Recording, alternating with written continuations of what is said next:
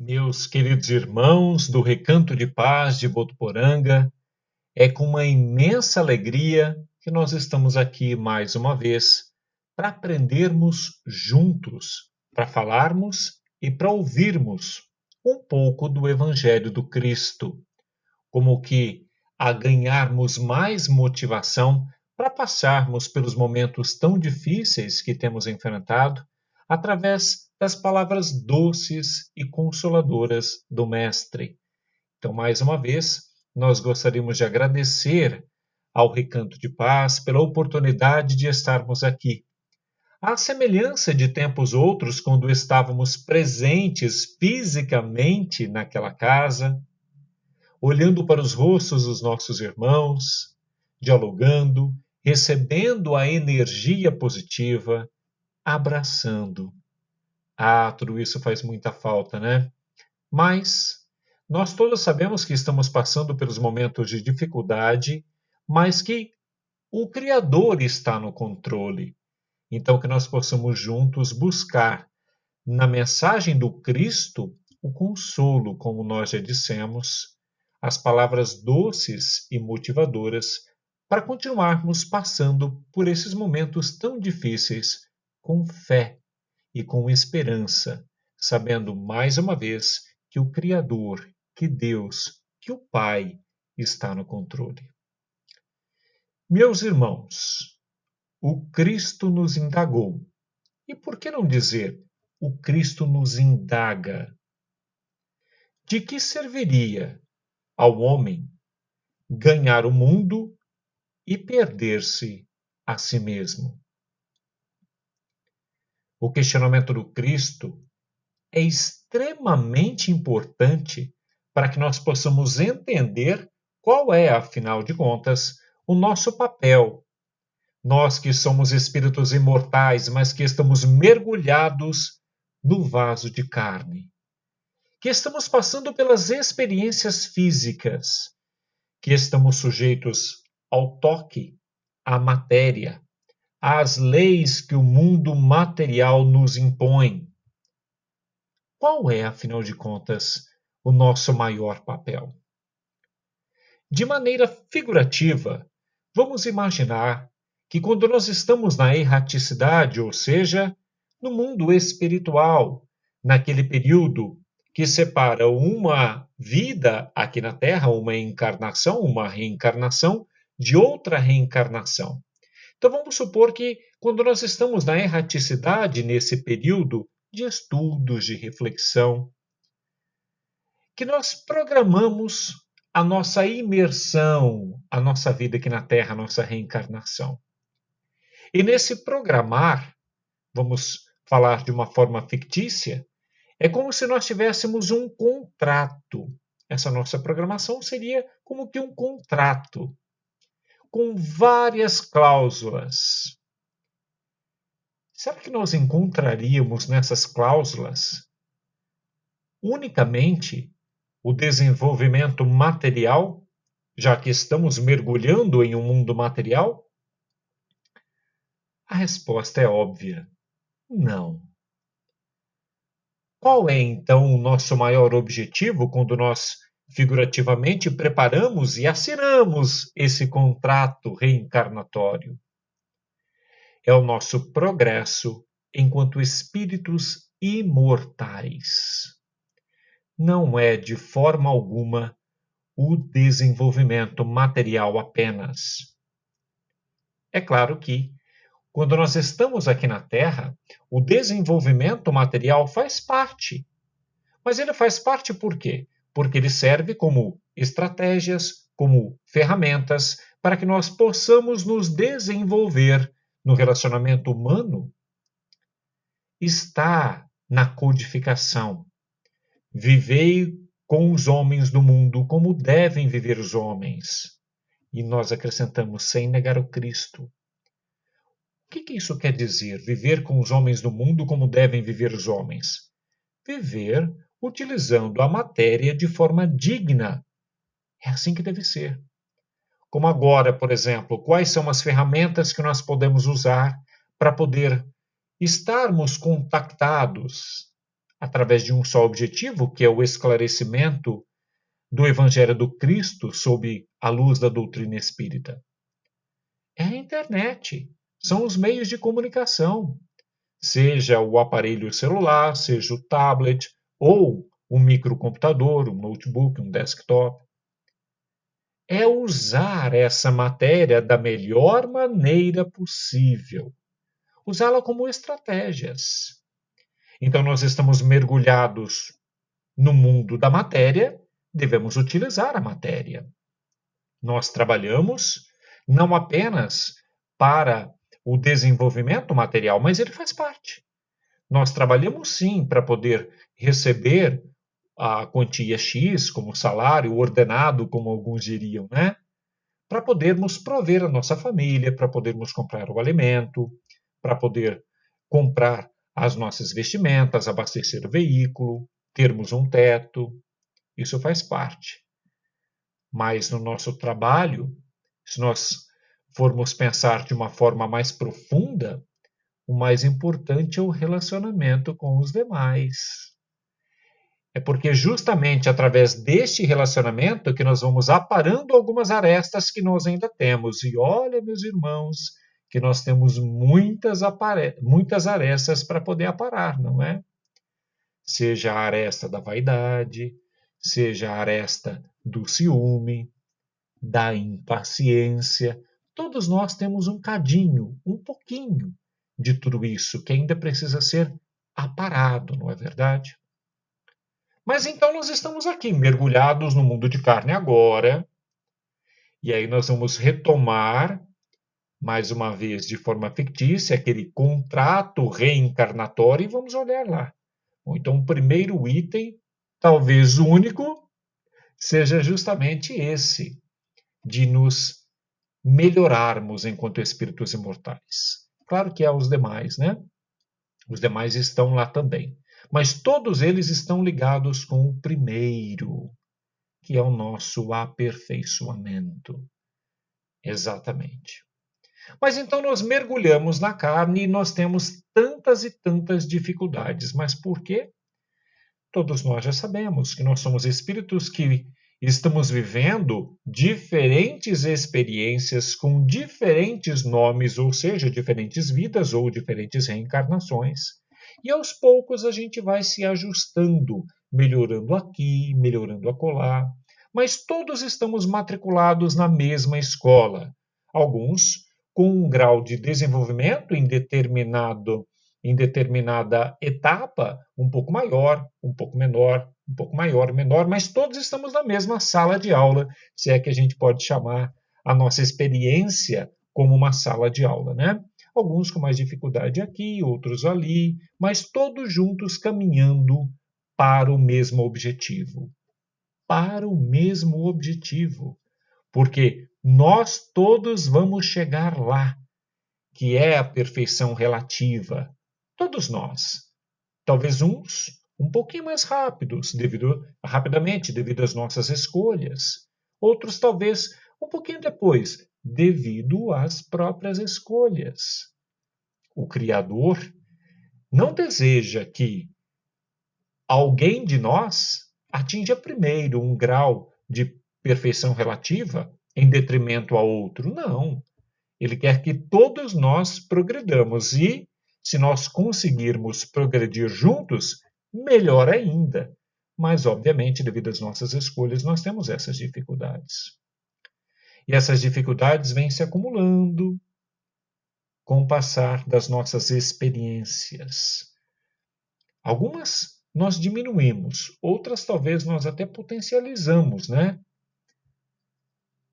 E quando nós estamos na carne, então nós temos as famosas portas largas.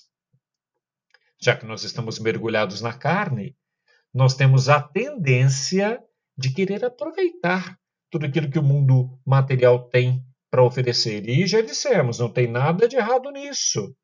O problema é aproveitar de forma não cristã. Ou seja, até mesmo de uma forma, me permitam dizer, irracional muitas vezes. Porque se todos nós já sabemos que para progredir nós precisamos fazer as melhores escolhas, quando a gente já tem essa informação e a gente não faz a melhor escolha, nós não estamos sendo espiritualmente racionais. Estamos ainda sendo espíritos teimosos. Estamos procurando fazer aquela mesma escolha que já fizemos em outras oportunidades. As portas largas, meus irmãos, são elas que podem impedir o nosso desenvolvimento mais rápido. E entre essas portas largas está, vamos aqui elencar como primeira, não quer dizer que em uma ordem de importância seja realmente a primeira, mas vamos elencar aqui, vamos colocar como primeira as oportunidades materiais, financeiras, a fortuna. Mas por que da fortuna? Nós já conversamos outras vezes que não tem nada de errado em ser rico, muito rico, ser milionário, desde que façamos o bom uso desses recursos. Quantos pais de família, meus irmãos, não colocam sobre a mesa o alimento de cada dia, não fornecem à sua família ou às suas famílias aquilo que elas precisam em termos materiais, devido ao emprego que têm em determinada indústria, em determinada loja, em determinada fábrica, que é de propriedade de alguém que detém recursos maiores, mas que decidiu não apenas deixar o seu dinheiro aplicado em uma conta bancária rendendo juros, mas aplicar esse dinheiro em um negócio para que esse negócio pudesse oferecer empregos a outros irmãos também. Esse é um dos muitos exemplos do bom uso da fortuna. O dinheiro é, meus irmãos, uma estratégia, uma ferramenta para que nós possamos atingir o melhor grau intelectual. E, portanto, o dinheiro não pode ser descartado. Mas o que é que vem com as facilidades financeiras? Nós arrastamos, conforme já dissemos, tantas más tendências de outras experiências. Então é provável que nós tenhamos, quando somos detentores da fortuna, alguns desejos ainda menos dignos, que possam nos iludir enquanto encarnados e possam nos atrasar. Pois é, meus irmãos, não é raro nós termos pessoas que, detentoras de muito dinheiro, de altas cifras, ou muitas vezes nem de tão altas assim, mas que se acham donas das outras pessoas, ou que se acham melhores que as outras pessoas. Ou ainda, que deixam falar alto as más tendências e se envolve no mundo das drogas devido à facilidade que os recursos materiais podem oferecer, que se envolve com o sexo desregrado, com a alta sensualidade. Então, meus irmãos, tomemos muito cuidado. Nós aprendemos com a doutrina espírita que, obviamente, passar pela falta de recursos materiais é uma experiência dolorosa, é uma prova dolorosa, mas que, possivelmente, ser possuidor de altas cifras é uma prova ainda mais difícil, porque justamente dá voz, permite com que tenhamos a possibilidade de exercer aquelas más tendências que já nos levaram a tantas e tantas dores, inclusive ao despertarmos na erraticidade. Quantas vezes, meus irmãos, podemos nos perguntar, quantas vezes será que nós já não despertamos na erraticidade e tivemos que experimentar muitas e muitas dores devido ao mau uso dos recursos financeiros. Mas esta é apenas uma das portas largas. Uma outra, que está totalmente ligada à vaidade e ao orgulho, porque a vaidade é a irmãzinha do orgulho, né? É justamente a fama. Pois é, meus irmãos. Hoje, inclusive, devido aos recursos tecnológicos que nós temos, é muito mais fácil de alguém se tornar popular. Ora, tudo bem ser popular. Se você tem algum talento e você apresenta esse talento, essa habilidade, é provável que você tornar-se-á popular. Mas o ser popular, o ser famoso, não nos torna melhor que ninguém. Não é porque o fulano é um artista que ele é melhor que o Beltrano, que tem dificuldade em expressar ou se comunicar através das artes. Nós não somos melhores que ninguém. Aliás, esses dias ainda ouvi em uma das palestras do nosso irmão Divaldo ele afirmar, acho até que ele estava citando algum espírito, mas não me recordo agora qual espírito, mas na sua fala ele afirmando que a única coisa que nos difere, né? Que nos separa, que nos torna diferentes uns dos outros, é o desenvolvimento moral. Olha que coisa importante para nós refletirmos, meus irmãos. A única coisa que nos difere uns dos outros é o desenvolvimento moral. Não é a popularidade. Quando nós chegarmos no mundo espiritual, não vai adiantar eu dizer, por exemplo, nossa, eu tinha tantos seguidores no meu canal, no meu blog. Não, meus irmãos. Então, muito cuidado nós devemos todos ter.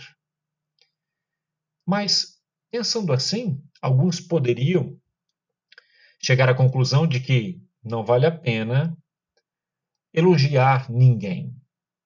E nós mesmos poderíamos pensar, então não vale a pena receber um elogio. Ora, o elogio é uma forma de se motivar, mas aquele que recebe o elogio deve sempre pensar que o elogio deve ser direcionado à sua performance, ou seja, a sua performance, a forma que você fez alguma coisa, e não necessariamente a você mesmo. Lembrando que se você tem, se eu tenho, se nós temos a habilidade de fazer alguma coisa de forma diferente de nossos irmãos, é porque o Criador assim nos permite. É apenas um daqueles talentos que nós aprendemos na parábola dos talentos, né? O que é que a gente está fazendo com o nosso talento?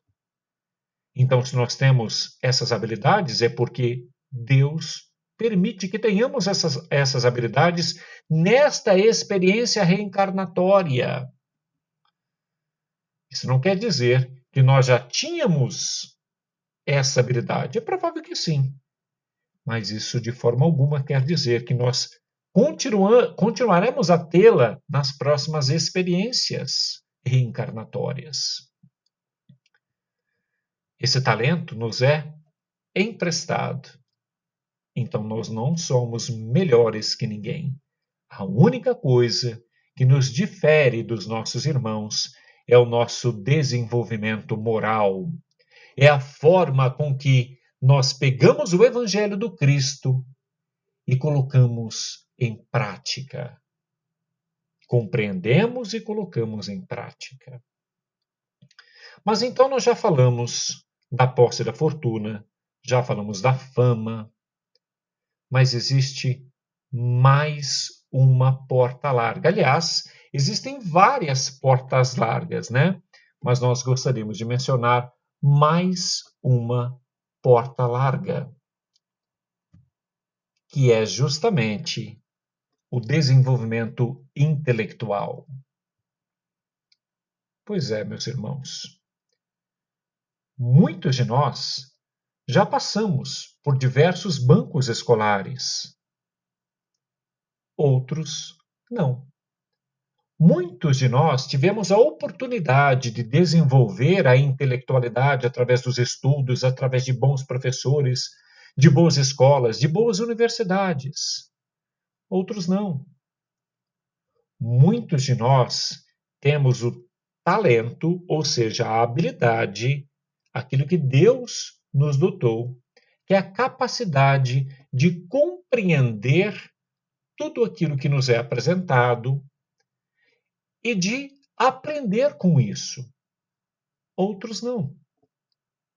E nós, como espíritas, já sabemos o porquê não. Porque nós temos o nosso plano reencarnatório, né? E muitas vezes essa dificuldade intelectual pode estar relacionada a uma prova ou até mesmo a uma expiação, que nada mais é do que experimentar na vivência física aquilo que provavelmente nós tenhamos feito com que outros irmãos também experimentaram em outras oportunidades, em outras vidas, em outras reencarnações. Então, meus irmãos, o desenvolvimento intelectual é sim um tesouro para todos nós, mas não um tesouro que nós devamos colocar na frente dos nossos irmãos, como a dizer: eu me desenvolvi intelectualmente e você não.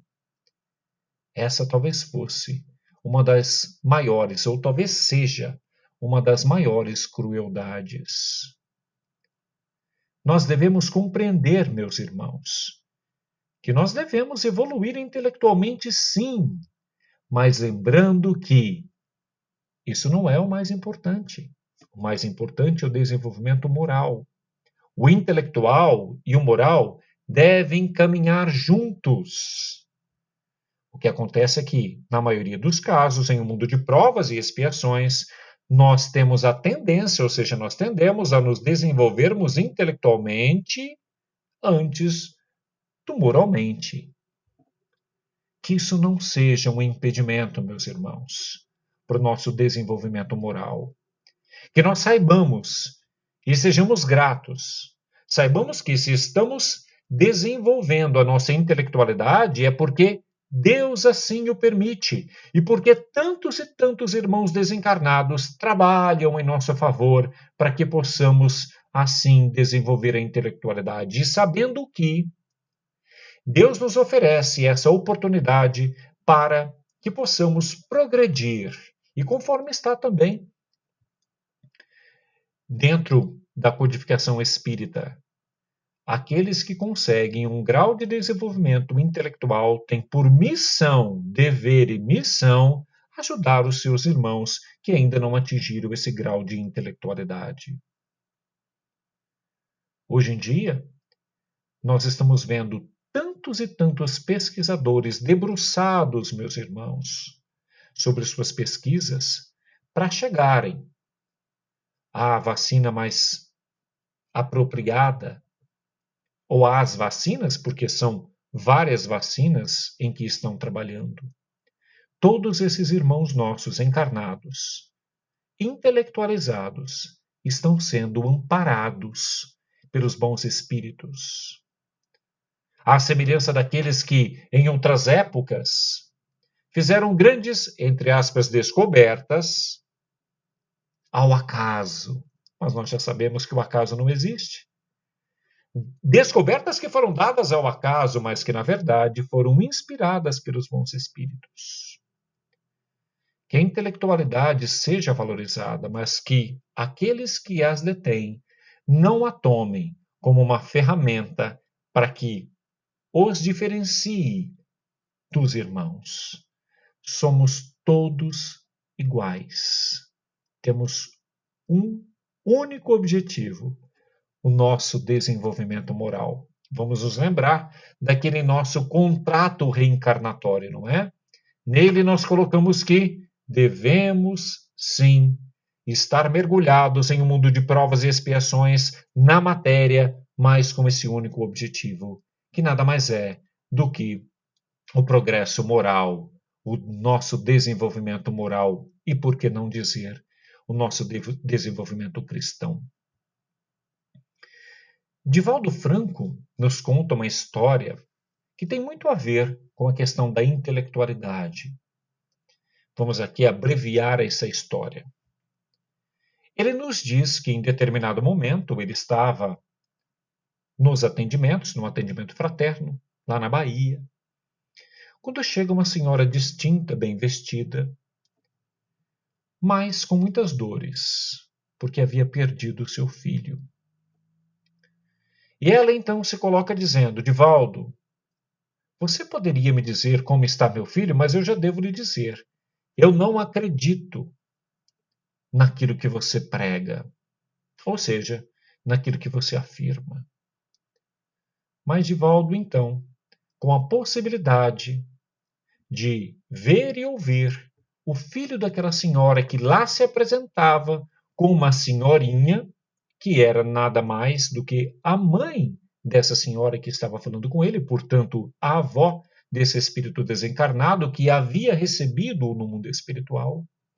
Ele então diz a ela, obviamente que com todo o amor no coração, diz a ela: seu filho está amparado no mundo espiritual. Na verdade, ele estava sim sendo amparado por essa avó, mas trazia inúmeras dores. Na sua têmpora direita havia um ferimento. Desse ferimento ainda descia sangue, porque esse irmãozinho havia tirado a própria vida.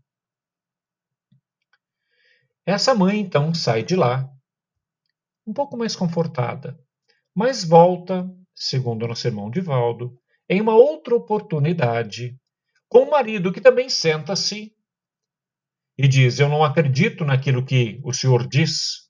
Afinal, as mulheres são mais fáceis de ser enganadas na visão desse senhor, obviamente.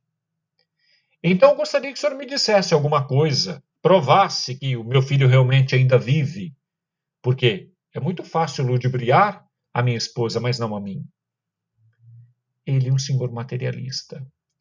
Divaldo então diz: olha, eu não devo, não sou eu que devo avaliar se aquilo que eu estou dizendo para o senhor é real ou não, mas eu devo lhe contar alguma coisa aqui porque o seu filho me disse. Ele me disse que, em determinada tarde, ele chegou diante do senhor e de sua esposa e disse: pai, eu gostaria de seguir os ensinamentos da religião católica. Esse rapaz tinha, provavelmente devido às suas experiências passadas, né, a tendência de ir à igreja e gostaria de ser um sacerdote, um padre. Eu gostaria de seguir, pai. Quando então o pai teria dito: de forma alguma. Para que isso? Não há razão disso. Então os pais repeliam a ideia deste garoto, desse rapaz, desse jovem rapaz, seguir através dos caminhos da religião. E o pai ainda teria afirmado: até porque você sabe que morreu, acabou, desintegração total. O garoto, então, desiludido, teria dito: mas é isso mesmo, pai? É isso, meu filho. Morremos, acabou. Então, esse garoto teria se despedido dos pais, subido até seus aposentos ou seu quarto, e em poucos minutos os pais lá embaixo teriam ouvido o estalo, o barulho do disparar de uma arma de fogo. Claro, meus queridos irmãos, os pais não foram responsabilizados pelo nosso irmão Divaldo pelo desencarne do filho, porque o desencarne dele foi justamente algo trazido pelo próprio desequilíbrio, pelas próprias fraquezas que esse espírito trazia.